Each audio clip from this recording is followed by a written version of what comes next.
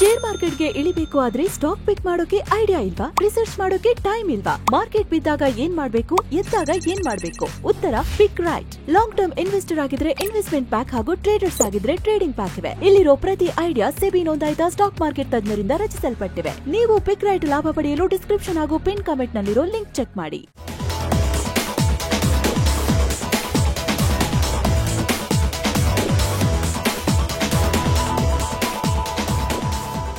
Hi friends, ಇದು mastmaga.com international bulletin ಸುತ್ತು ಜಗತ್ತು. ನಾನು ಅಮರ್ ಪ್ರಸಾದ್. ಅಮೆರಿಕದಲ್ಲಿ ಡೊನಾಲ್ಡ್ ಟ್ರಂಪ್ ಅಧಿಕಾರ ಶುರುವಾಗ್ತಿದ್ದ ಹಾಗೆ ಅಮೆರಿಕದ ಒಳಗೆ ಮತ್ತು ಹೊರಗೆ ದೊಡ್ಡ ಕೋಲಾಹಲ ಸೃಷ್ಟಿಯಾಗಿದೆ. ಅದರಲ್ಲೂ ವಲಸಿಗರ ವಿಚಾರದಲ್ಲಿ ಟ್ರಂಪ್ ತಗೊಳ್ತಿರೋ ನೀತಿಗಳು ಮಿತ್ರ ರಾಷ್ಟ್ರಗಳಿಗೂ ಆತಂಕ ಹುಟ್ಟಿಸ್ತಾ ಇದೆ. ಇದರ ನಡುವೆ ಅಮೆರಿಕದಲ್ಲಿ ಅಕ್ರಮವಾಗಿ ನೆಲೆಸಿರೋ ಸುಮಾರು 18,000 ಭಾರತೀಯರನ್ನ ವಾಪಸ್ ಕರೆಸ್ಕೊಳ್ಳೋಕೆ ಭಾರತ ಒಪ್ಪಿಗೆ ಕೊಟ್ಟಿದೆ ಅಂತ ಅಮೆರಿಕದ ಬ್ಲೂಮ್ಬರ್ಗ್ ರಿಪೋರ್ಟ್ ಮಾಡಿದೆ. ಈ ಸಂಖ್ಯೆ ಇಷ್ಟೇ ಇರೋದಿಲ್ಲ, ಇನ್ನೂ ಏರಿಕೆಯಾಗೋ ಸಾಧ್ಯತೆ ಇದೆ. ಯಾಕಂದ್ರೆ ಅಕ್ರಮವಾಗಿ ಅಮೆರಿಕದಲ್ಲಿ ಆಶ್ರಯ ಪಡಿತಾ ಇರೋ ಎಲ್ಲ ಭಾರತೀಯರನ್ನ ಟ್ರ್ಯಾಕ್ ಮಾಡೋದು ಸವಾಲಿನ ಪ್ರಶ್ನೆ. ಹಾಗಾಗಿ ಮುಂದಿನ ದಿನಗಳಲ್ಲಿ ಈ ಸಂಖ್ಯೆ ಇನ್ನಷ್ಟು ಏರಿಕೆಯಾಗಬಹುದು ಅಂತ ಆ ರಿಪೋರ್ಟ್ ಹೇಳಿದೆ. ಇದು ಟ್ರಂಪ್ರ ನೀತಿಗಳಿಗೆ ಭಾರತದ ಸ್ಟ್ರಾಟಜಿ ಅಂತಲೇ ವಿಶ್ಲೇಷಿಸಲಾಗ್ತಾ ಇದೆ. ಯಾಕಂದ್ರೆ ಅಕ್ರಮ ವಲಸಿಗರ ಕಾರಣ ಕೊಟ್ಟು ಈಗ ಆಲ್ರೆಡಿ ಮೆಕ್ಸಿಕೋ ಗಡಿಯಲ್ಲಿ ಟ್ರಂಪ್ ಸೇನೆ ನಿಯೋಜನೆ ಮಾಡಿದ್ದಾರೆ. ಕೆನಡಾ ವಿರುದ್ಧವೂ ಕ್ರಮ ತಗೋತಿದ್ದಾರೆ. ಸೊ ಇದೇ ಕಾರಣ ಕೊಟ್ಟು ಭಾರತದ ಸ್ಟೂಡೆಂಟ್ ವೀಸಾ ಮತ್ತು H-1B ವೀಸಾ ಮೇಲೂ ಕೂಡ ನಿರ್ಬಂಧ ಹೇರೋ ಆತಂಕ ಇದೆ. ಇದರಿಂದ ಸಕ್ರಮವಾಗಿ ಅಮೆರಿಕಗೆ ಹೋಗೋ ಭಾರತೀಯರಿಗೆ ಸಮಸ್ಯೆ ಆಗುವುದು. ಹೀಗಾಗಿ ಟ್ರಂಪ್ ಕ್ರಮಕ್ಕೂ ಮೊದಲೇ ಭಾರತವೇ ಅಕ್ರಮ ವಲಸಿಗರನ್ನ ಹಿಂದಕ್ಕೆ ಕರೆಸಿಕೊಳ್ತಿರಬಹುದು ಅಂತ ವಿಶ್ಲೇಷಣೆ ನಡೀತಾ ಇದೆ. ಹಾಗಂತ ಅಮೆರಿಕ ಒಂದೇ ಅಲ್ಲ, ತೈವಾನ್, ಸೌದಿ, ಜಪಾನ್, ಇಸ್ರೇಲ್ ಜೊತೆ ಕೂಡ ಇಂಥ ವಲಸೆ ಒಪ್ಪಂದಕ್ಕೆ ಸೈನ್ ಹಾಕೋ ಲೆಕ್ಕಾಚಾರ ಇದೆ. ಈ ಮೂಲಕ ಕಾನೂನುಬದ್ಧ ವಲಸೆಗೆ ಉತ್ತೇಜನ ಕೊಟ್ಟು ಅಕ್ರಮ ವಲಸೆಗೆ ಕಡಿವಾಣ ಹಾಕೋ ಕೆಲಸಕ್ಕೆ ಭಾರತ ತಾನೇ ಸ್ವಯಂ ಪ್ರೇರಿತವಾಗಿ ಕೈ ಹಾಕುತ್ತೆ ಅಂತ ರಿಪೋರ್ಟ್ ಆಗ್ತಾ ಇದೆ. ಆದರೆ ಸರ್ಕಾರದಿಂದ ಈ ಬಗ್ಗೆ ಇದುವರೆಗೂ ಯಾವುದೇ ಅಫಿಷಿಯಲ್ ಕನ್ಫರ್ಮೇಷನ್ ಇಲ್ಲ. ಏನೋ ಕಡೆ ಟ್ರಂಪ್ ಮತ್ತು ತಾಲಿಬಾನ್ ಅನ್ನೋ ವಾತಾವರಣ ಸೃಷ್ಟಿಯಾಗೋ ರೀತಿ ಕಾಣಿಸ್ತಾ ಇದೆ. ಯಾಕಂದ್ರೆ 2021ರಲ್ಲಿ ಅಮೆರಿಕ ಸೇನೆ ಅಫ್ಘಾನಿಸ್ತಾನ ಬಿಟ್ಟು ಬರುವಾಗ ಸುಮಾರು 58,000 ಕೋಟಿ ರೂಪಾಯಿ ಮೌಲ್ಯದ ಶಸ್ತ್ರಾಸ್ತ್ರಗಳನ್ನ ಅಲ್ಲೇ ಬಿಟ್ಟು ಬಂದಿದ್ರು. ಅದನ್ನ ಹಿಂತಿರುಗಿಸಿ, ಇಲ್ಲ ಅಂದ್ರೆ ಅಫ್ಘಾನಿಸ್ತಾನಕ್ಕೆ ಅಮೆರಿಕ ಕೊಡೋ ಆರ್ಥಿಕ ನೆರವನ್ನ ಬಂದ್ ಮಾಡ್ತೀವಿ ಅಂತ ಟ್ರಂಪ್ ಚುನಾವಣೆ ವೇಳೆ ಬೆದರಿಕೆ ಹಾಕಿದ್ರು. ಈಗ ಟ್ರಂಪ್ ಅದನ್ನ ವಾಪಸ್ ಕೇಳೋಕೆ ಮುಂದಾಗಿದ್ದಾರೆ ಅನ್ನೋ ಮಾತು ಬರ್ತಾ ಇದೆ. ಇದರ ನಡುವೆ ಈಗ ತಾಲಿಬಾನ್ಗಳು ಇದಕ್ಕೆ ವಿರುದ್ಧವಾಗಿದ್ದಾರೆ ಅಂತ ಗೊತ್ತಾಗಿದೆ. ಈಗ ಆಲ್ರೆಡಿ ಅಮೆರಿಕಗೆ ಇದರ ಸಂದೇಶವನ್ನ ರವಾನೆ ಮಾಡಿದ್ದಾರೆ. ನಾವು ಶಸ್ತ್ರಾಸ್ತ್ರಗಳನ್ನ ವಾಪಸ್ ಕೊಡಲ್ಲ. ಈಗ ಅಫ್ಘಾನಿಸ್ತಾನದಲ್ಲಿ ಉಗ್ರ ಸಂಘಟನೆಗಳ ವಿರುದ್ಧ ಹೋರಾಟ ಮಾಡಬೇಕು. ನಾವು ಈ ಆಯುಧಗಳ ಅಗತ್ಯ ನಮಗೆ ತುಂಬಾ ಇದೆ ಅಂತ ಅಮೆರಿಕಗೆ ತಾಲಿಬಾನಿಗಳು ಹೇಳಿದ್ದಾರೆ. ಅಂದ ಹಾಗೆ ಸದ್ಯ ಅಫ್ಘಾನಿಸ್ತಾನದಲ್ಲಿ ಅಮೆರಿಕದ helicopter, air to ground missile, ಯುದ್ಧ ವಾಹನಗಳು, ಕಮ್ಯುನಿಕೇಶನ್ ಸಿಸ್ಟಮ್ ಇವೆಲ್ಲ ಇವೆ. ಅದರ ಮೌಲ್ಯ 58,000 ಕೋಟಿ, 58,000 ಕೋಟಿ ರೂಪಾಯಿ ಅಂತ ಹೇಳಲಾಗ್ತಿದೆ. ಅದನ್ನ ಕೊಡಿ ಅಂತ ಟ್ರಂಪ್ ಕೊಡಲ್ಲ ಅಂತ ತಾಲಿಬಾನಿಗ. ಏನೋ ಅಮೆರಿಕದ ಬರ್ತ್ ರೈಟ್ ಸಿಟಿಜನ್ಶಿಪ್ ಪಾಲಿಸಿ ತೆಗೆದು ಹಾಕೋಕೆ ಮುಂದಾಗಿರೋ ಟ್ರಂಪ್ ವಿರುದ್ಧ ಮೊಕದ್ದಮೆ ಹೂಡಲಾಗಿದೆ. ಅಮೆರಿಕದ ಒಟ್ಟು 22 ರಾಜ್ಯಗಳ ಅಟಾರ್ನಿ ಜನರಲ್ಗಳು ಸೇರಿ ಕೇಸ್ ಹಾಕಿದ್ದಾರೆ. ಅಂದ ಹಾಗೆ ಈ ಬರ್ತ್ ರೈಟ್ ಸಿಟಿಜನ್ಶಿಪ್ ಅಂದ್ರೆ ಒಬ್ಬ ವ್ಯಕ್ತಿಯ ತಂದೆ ಅಥವಾ ತಾಯಿ ಅಮೆರಿಕದ ಪ್ರಜೆ ಅಲ್ಲದೆ ಇದ್ರೂ ಕೂಡ ಆತ ಅಮೆರಿಕದಲ್ಲಿ ಹುಟ್ಟಿದ್ದಾನೆ ಅನ್ನೋ ಕಾರಣಕ್ಕೆ ಕೊಡೋ ಪೌರತ್ವ. ಅಮೆರಿಕದ ಸಂವಿಧಾನದಲ್ಲೇ ಇದಿದೆ. ಆದರೆ ಸಂವಿಧಾನ ತಿದ್ದುಪಡಿ ಮಾಡದೆ, ಸಂಸತ್ನ ಒಪ್ಪಿಗೆ ಇಲ್ಲದೆ ಹೇಗಿದು ಅಂತ ಕ್ವಶನ್ ಮಾಡ್ತಿದ್ದಾರೆ. ಏನೋ ಕಡೆ LGBTQ ಹಾಗೂ ಅಕ್ರಮ ವಲಸಿಗರ ವಿರುದ್ಧ ಕ್ರಮ ತೆಗೆದುಕೊಂಡಿರೋ ವಿಚಾರವಾಗಿ ಅಮೆರಿಕದ ಬಿಷಪ್ ಒಬ್ಬರು ಮನವಿ ಮಾಡಿಕೊಂಡಿದ್ದಾರೆ. LGBTQ ಮತ್ತು ವಲಸಿಗರ ಮೇಲೆ ಸ್ವಲ್ಪ ಕರುಣೆ ತೋರಿಸಿ ಅಂತ ಟ್ರಂಪ್ ಮುಂದೆನೆ ಕೇಳಿಕೊಂಡಿದ್ದಾರೆ. ಏನು ಪನಾಮಾ ಕಾಲುವೆ ವಾಪಸ್ ಪಡಿತೀವಿ ಅಂತಿರೋ ಟ್ರಂಪ್ ವಿರುದ್ಧ ಪನಾಮಾ ವಿಶ್ವಸಂಸ್ಥೆ ಮೆಟ್ಟಿಲೇರಿದೆ. ಟ್ರಂಪ್ ಬೆದರಿಕೆ ಹಾಕ್ತಿದ್ದಾರೆ ಅಂತ ದೂರು ಕೊಟ್ಟಿದೆ. ಇಷ್ಟಾದರೂ ಟ್ರಂಪ್ ಮಾತ್ರ ಬೆದರಿಕೆ ಹಾಕೋದನ್ನು ನಿಲ್ಲಿಸ್ತಾ ಇಲ್ಲ. ಕೆನಡಾ ಮತ್ತು ಮೆಕ್ಸಿಕೋಗೆ ಫೆಬ್ರವರಿ 1ರಿಂದಲೇ 25% ಟ್ಯಾರಿಫ್ ಹೇರ್ತೀನಿ ಅಂತ ಎಚ್ಚರಿಕೆ ಕೊಟ್ಟಿರೋ ಟ್ರಂಪ್ ಕಣ್ಣು ಈಗ ಚೀನಾ ಮೇಲೂ ಬಿದ್ದಿದೆ. ಫೆಬ್ರವರಿ 1ರಿಂದಲೇ ಚೀನಾ ಮೇಲೆ 10% ಟ್ಯಾರಿಫ್ ಹೇರೋ ಬಗ್ಗೆ ನನ್ನ ಟೀಮ್ನೊಂದಿಗೆ ಡಿಸ್ಕಷನ್ ಮಾಡ್ತಾ ಇದ್ದೀನಿ ಅಂತ ಮಾಧ್ಯಮದ ಮುಂದೆ ಹೇಳಿಕೊಂಡಿದ್ದಾರೆ. ಆತ ಟ್ರಂಪ್ ಮೇಲೆ ಕೆನಡಾ ಪ್ರಧಾನಿ ಜಸ್ಟಿನ್ ಟ್ರುಡೂ ಕಿಡಿಕಾರಿದ್ದಾರೆ. ಟ್ರಂಪ್ ಟ್ಯಾರಿಫ್ ಹೇರಿದ್ರೆ ಅದಕ್ಕೆ ತಕ್ಕಂತೆ ಕೆನಡಾ ರೆಸ್ಪಾಂಡ್ ಮಾಡುತ್ತೆ. ಇಂಥ ಪರಿಸ್ಥಿತಿಯನ್ನ ಹಿಂದೆ ಟ್ರಂಪ್ರ ಮೊದಲ ಆಡಳಿತದಲ್ಲೂ ಕೆನಡಾ ಫೇಸ್ ಮಾಡಿತ್ತು ಅಂತ ಹೇಳಿದ್ದಾರೆ. ಆತ ಕೆನಡಾದ ಒಂಟಾರಿಯೋ ಪ್ರಾಂತ್ಯದ ಪ್ರೀಮಿಯರ್ ಡಗ್ ಫೋರ್ಡ್ ರಿಯಾಕ್ಟ್ ಮಾಡಿ ಟ್ರಂಪ್ ಕೆನಡಾ ವಿರುದ್ಧ ಆರ್ಥಿಕ ಯುದ್ಧವನ್ನ ಘೋಷಿಸಿದ್ದಾರೆ ಅಂತ ಪ್ರತಿಕ್ರಿಯೆ ಕೊಟ್ಟಿದ್ದಾರೆ. ಇದೆಲ್ಲದರ ನಡುವೆ ಭಾರತ ಉಗ್ರ ಅಂತ ಪಟ್ಟಿ ಮಾಡಿರೋ ಖಲಿಸ್ತಾನಿ ಗುರು ಪತ್ವಂತ್ ಸಿಂಗ್ ಪನ್ನು ಜನವರಿ 20ನೇ ತಾರೀಕು ನಡೆದ ಟ್ರಂಪ್ ಪ್ರಮಾಣ ವಚನ ಕಾರ್ಯಕ್ರಮದಲ್ಲಿ ಪಾಲ್ಗೊಂಡಿದ್ದಾನೆ. ಭಾರತದ ವಿದೇಶಾಂಗ ಸಚಿವ ಎಸ್ ಜೈಶಂಕರ್ ಇರೋ ಈವೆಂಟ್ನಲ್ಲೇ ಈತ ಕೂಡ ಇದ್ದಿದ್ದು ಗೊತ್ತಾಗಿದೆ. ಸ್ಟೇಜ್ ಮೇಲೆ ಟ್ರಂಪ್ ಮತ್ತವರ ಪತ್ನಿ ಮೆಲಾನಿಯಾ ಟ್ರಂಪ್ ನಿಂತಿರುವಾಗ ಎಲ್ಲರೂ ಅಮೆರಿಕ ಅಮೆರಿಕ ಅಂತ ಕೂಗ್ತಾ ಇದ್ರೆ ಈ ಪ್ರಾಣಿ ಖಲಿಸ್ತಾನ ಅಂತ ಕೂಗಿದೆ. ಈ ವಿಡಿಯೋವನ್ನ ಈ ಜೀವಿ ಪೋಸ್ಟ್ ಕೂಡ ಮಾಡಿದೆ. ಅದರಲ್ಲಿ ಒಂದು ರೀತಿ ತಾನು ಟ್ರಂಪ್ಗೆ ಸಿಕ್ಕಾಪಟ್ಟೆ ಕ್ಲೋಸ್ ಆಗಿರೋ ತರ ಪೋಸ್ಟ್ ಕೊಟ್ಟಿದ್ದಾನೆ. ಹೀಗಾಗಿ ಈ ಉಗ್ರನಿಗೆ ಗಣ್ಯರ ನಡುವೆ ಹೇಗೆ ಎಂಟ್ರಿ ಸಿಕ್ತು ಅನ್ನೋದು ದೊಡ್ಡ ಪ್ರಶ್ನೆಯಾಗಿ ಕಾಡ್ತಾ ಇದೆ. ಆದರೆ ಈತ ಹಣ ಕೊಟ್ಟು ಟಿಕೆಟ್ ಪಡೆದು ಕಾರ್ಯಕ್ರಮದಲ್ಲಿ ಭಾಗಿಯಾಗಿದ್ದಾನೆ ಹೊರತು ಆತನನ್ನ ಅಫಿಷಿಯಲ್ ಆಗಿ ಇನ್ವೈಟ್ ಮಾಡಿರಲಿಲ್ಲ ಅಂತ ಒಂದಷ್ಟು ಮಾಹಿತಿ ಸಿಗ್ತಾ ಇದೆ. ಏನು ಕಾಣೋದಿಲ್ವ ಇವರಿಗೆ? ಜಗತ್ತಿನಿಂದ ಯಾರೇ ಅಮೆರಿಕ ಕಾಲಿಡೋಕೆ ಹೊರಟ್ರು ಕೂಡ ಬಹಳ ಬ್ಯಾಕ್ಗ್ರೌಂಡ್ ಚೆಕ್ ಮಾಡ್ತಾರೆ. ಅಲ್ಲಿ ಅಧ್ಯಕ್ಷರ ಈವೆಂಟ್ ಯಾರು ಬರ್ತಾರೆ ಅಂತ ಹೇಳಿ ಬ್ಯಾಕ್ಗ್ರೌಂಡ್ ಚೆಕ್ ಮಾಡೋದಿಲ್ವಾ? ದುಡ್ಡು ಕೊಟ್ರೆ ಯಾರನ್ನು ಬೇಕಾದ್ರೂ ಬಿಡ್ತೀರಾ ನೀವು? ಯಾರನ್ನು ಬೇಕಾದರೂ? ಅಮೆರಿಕದ ಇವೇ ನಾಟಕಗಳು ಯಾವಾಗಲೂ ಕೂಡ. ನೋಡ್ಬೇಕು ಇದಕ್ಕೆ ಅಮೆರಿಕ ಈ ಸಲ ಏನು ಪ್ರತಿಕ್ರಿಯೆ ಕೊಡುತ್ತೆ ಅಂತ. ಇನ್ನು ಎಸ್ ಜೈಶಂಕರ್ ಅಮೆರಿಕದ ನೂತನ ವಿದೇಶಾಂಗ ಕಾರ್ಯದರ್ಶಿ ಮಾರ್ಕೋ ರುಬಿಯೋರನ್ನ ಮೀಟ್ ಆಗಿ ದ್ವಿಪಕ್ಷೀಯ ಮಾತುಕತೆ ನಡೆಸಿದ್ದಾರೆ. 1 ಗಂಟೆ ಕಾಲ ಈ ಡಿಸ್ಕಷನ್ ನಡೆದಿದೆ.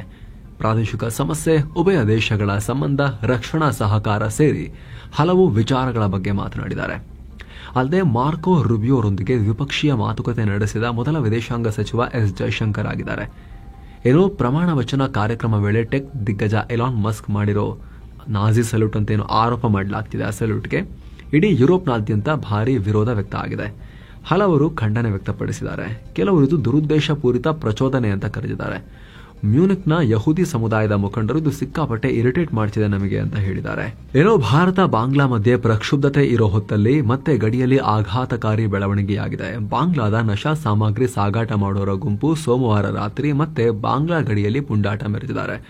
ಗಸ್ತು ತಿರುಗ್ತಾ ಇದ್ದ ನಮ್ಮ ಗಡಿ ಭದ್ರತಾ ಪಡೆ ಸೈನಿಕರ ಮೇಲೆ ಕಲ್ಲೆಸೆದಿದ್ದಾರೆ. ಸೈನಿಕರ ತಲೆಗೆ ಗಂಭೀರ ಗಾಯ ಆಗಿದ್ದು ಆಸ್ಪತ್ರೆಗೆ ಸೇರಿಸಲಾಗಿದೆ. ಗುವಾಹಟಿ ಫ್ರಂಟಿಯರ್ ಬಿಎಸ್ಎಫ್ ಮೂಲಗಳು ಮಾಹಿತಿಯನ್ನು ಕೊಟ್ಟಿದ್ದಾರೆ ಇದಕ್ಕೆ ಸಂಬಂಧಪಟ್ಟಂತೆ. ಪಶ್ಚಿಮ ಬಂಗಾಳದ ಕುಚ್ ಬಿಹಾರ್ ಜಿಲ್ಲೆಯ ನಾರಾಯಣ್ಗಂಜ್ ಬಳಿ ಈ ಘಟನೆಯಾಗಿದೆ. ಈ ನಶಾ ಸಾಮಗ್ರಿ ಸಾಗಾಟ ಮಾಡೋರ ಗುಂಪಲ್ಲಿ 15ರಿಂದ 20 ಜನ ಇದ್ರು. ಫೆನ್ಸ್ ಅನ್ನ ಅಂದ್ರೆ ಬೇಲಿಯನ್ನ ಕಟ್ ಮಾಡಿ ಇವರು ಗಡಿಯೊಳಗೆ ನುಗ್ಗೋಕೆ ಪ್ರಯತ್ನ ಪಡ್ತಾ ಇದ್ರು.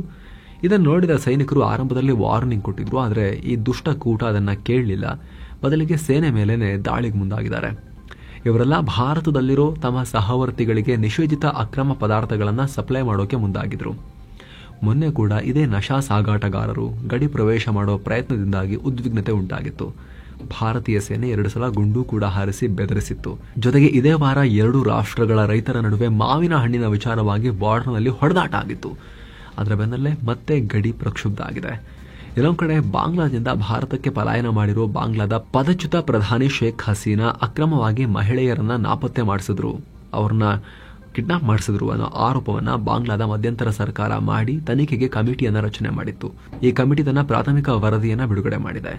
ಇದರಲ್ಲಿ ಶೇಖ್ ಹಸೀನಾ ಅವಧಿಯಲ್ಲಿ ಮಕ್ಕಳು, ಮಹಿಳೆಯರು ಸೇರಿ 100ಕ್ಕೂ ಅಧಿಕ ಜನರನ್ನ ರಹಸ್ಯವಾಗಿ ಬಂಧನದಲ್ಲಿ ಇಡಲಾಗಿದೆ ಅಂತ ರಿಪೋರ್ಟ್ನಲ್ಲಿ ಹೇಳಿದೆ.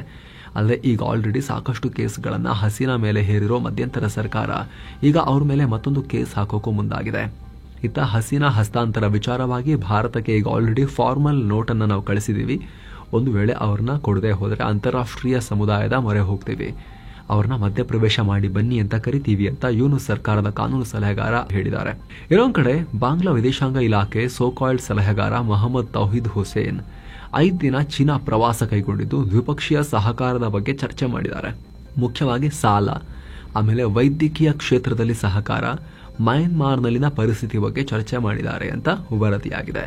ಏನೋ ಇಸ್ರೇಲ್ ಹಮಾಸ್ ನಡುವೆ ಕದನ ವಿರಾಮ ಘೋಷಣೆಯಾಗ್ತಿದ್ದ ಹಾಗೆ ದೊಡ್ಡ ಬೆಳವಣಿಗೆಯಾಗಿದೆ. ಇಸ್ರೇಲ್ನ ಟಾಪ್ ಮಿಲಿಟರಿ ಜನರಲ್ ಹರ್ಜೆ ಹಲೇವಿ ತಮ್ಮ ಹುದ್ದೆಗೆ ರಾಜೀನಾಮೆ ಕೊಟ್ಟಿದ್ದಾರೆ. ಅಕ್ಟೋಬರ್ 7ನೇ ತಾರೀಕು ಹಮಾಸ್ ಮಾಡಿದ ದಾಳಿಯಲ್ಲಿ ಗುಪ್ತಚರ ಮಾಹಿತಿ ಮತ್ತು ಭದ್ರತೆ ಕೊಡುವಲ್ಲಿ ನಾನು ಫೇಲ್ ಆಗಿದ್ದೀನಿ ಅಂತ ರಾಜೀನಾಮೆ ಕೊಟ್ಟಿದ್ದೀನಿ ಅಂತ ಅವರು ಹೇಳಿಕೊಂಡಿದ್ದಾರೆ. ಮತ್ತೊಂದು ಕಡೆ ಕದನ ವಿರಾಮದ ನಡುವೆನೇ ಹೆಜ್ಬುಲ್ಲಾ ಲೀಡರ್ ಶೇಖ್ ಮೊಹಮ್ಮದ್ ಅಲಿ ಅಹಮದಿ ಹತ್ಯೆಯಾಗಿದ್ದಾನೆ. ಲೆಬನಾನ್ನ ಬೆಕಾ ಕಣಿವೆಯಲ್ಲಿರೋ ನಿವಾಸದ ಹೊರಗೆ ಅಪರಿಚಿತ ಬಂದೂಕುದಾರಿಯೊಬ್ಬ ಗುಂಡು ಹಾರಿಸಿ ಹತ್ಯೆ ಮಾಡಿದ್ದಾನೆ. ಹೀಗಂತ ಲೆಬನಾನ್ ಮಾಧ್ಯಮಗಳು ವರದಿ ಮಾಡಿವೆ. ಸದ್ಯ ಇದರ ಹಿಂದಿನ ಕಾರಣ ಏನು ಅನ್ನೋದು ಪತ್ತೆಯಾಗಿಲ್ಲ. ಇತ್ತ ಟೆಲ್ ಆವಿವ್ನಲ್ಲಿ ಮೊರಾಕೊ ಮೂಲದ ಉಗ್ರ ಮನ ಬಂದಂತೆ ನಾಗರಿಕರ ಮೇಲೆ ಚಾಕುವಿನಿಂದ ದಾಳಿ ಮಾಡಿದ್ದಾನೆ.